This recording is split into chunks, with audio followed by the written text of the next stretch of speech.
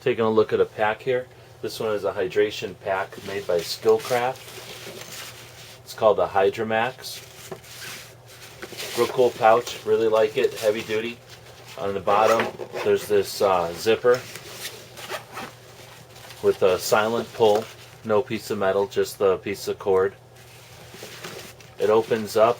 There's sort of a hard panel here so that it folds real easily, and even though it always folds on the same line, I've used this quite a bit now for a few years and never had any kind of wear there. There's some padding on the back, so I guess, just make it comfortable and to keep it cool, I suppose. This pack is so small, I've never had any trouble with it getting hot on my back. It's got a giant bladder in here, and there's some side snap fasteners here that hold it in place. And unlike some of the bag type of, camelback, unlike that style of bladder, this is a much heavier plastic. I don't know if anyone's ever used those large square camping flexible containers. This is very similar to that, and so in other words, it's got some shape. It doesn't just fold into nothing. Great pack though. I like how it's clear. I can see into it. I can see if there's any problems or anything.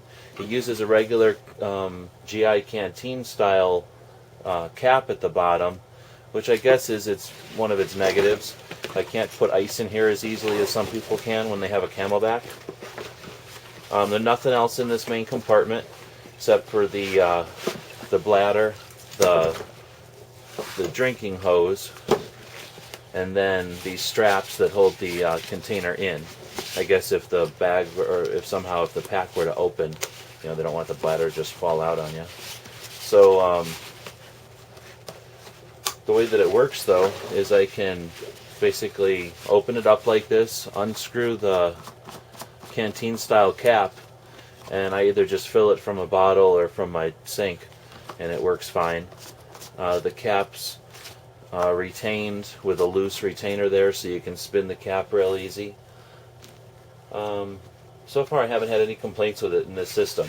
Since it feeds out the bottom of the container, it's you're always getting water from the bottom, and the tube is very much like a camelback or something. It's just a flexible vinyl tubing inside of a neoprene sleeve to keep it, I guess, the same color, and perhaps to keep it cool. I'm not sure. When I'm out hiking with this one out here in Arizona, I will get a swallow or two of very hot water, even with this light colored insulated tube. The zipper at the bottom isn't super substantial, but it's strong and it's well constructed. There's a grommet down here to let water and garbage fall out. The only real pocket on the pouch besides the main pocket is this one with a pleat in it, and I usually keep a vacuum sealed container in here with maybe some, I have it empty right now, but I usually have some peanuts in there, an energy bar or a granola bar or something, and then some drink packets, just in case I get stuck somewhere. Since there's so much water in here, just a little something to make the water taste a little better. There's some pals, 3 rows of pals on a true grid, 1.5" tack, so it's a correct pals ladder. It gives me room for basically 3 pouches down here. At least the way I run it, I usually run 3 different pouches for things like sunglasses and digital cameras and maybe a first aid kit. So it allows me to keep in one pack when I go hiking my necessities, meaning my sunburn cream or my sunglasses, and then a first aid kit, and then another little pouch for things like the digital camera and spare batteries.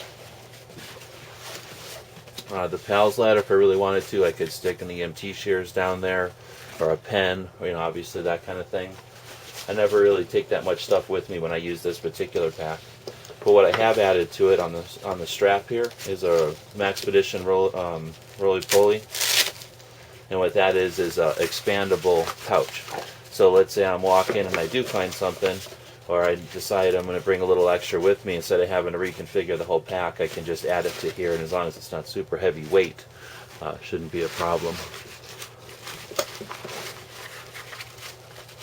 I'm real happy with this pack. They're made in America.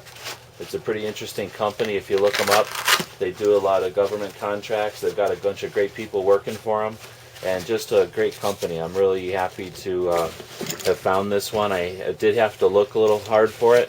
I had seen these before, and I knew I wanted one, and I had seen them with guys that had them issued to them, and they weren't going to give me it, so I didn't have access to them.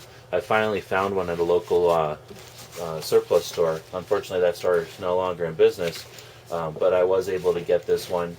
If I remember right, it was less than $40, so it wasn't an expensive pack, but super well made. I'm partial to the 3-color desert camo, so I was happy to get it in that. Super good materials, super good construction, super good company, super good product. Really, nothing but thumbs up for this particular one. The pouches is just a issue M4 mag pouch, and then this is a pouch that I got online from a guy. Real high quality materials, but it's sort of a prototype pouch. It's about halfway padded, and there's these two like loops here of elastic where I keep AA batteries normally, and as I mentioned, I'll keep a digital camera in there.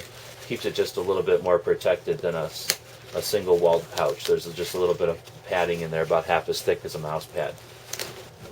So that's that setup, and that's what I usually use for hiking or just walking around the neighborhood.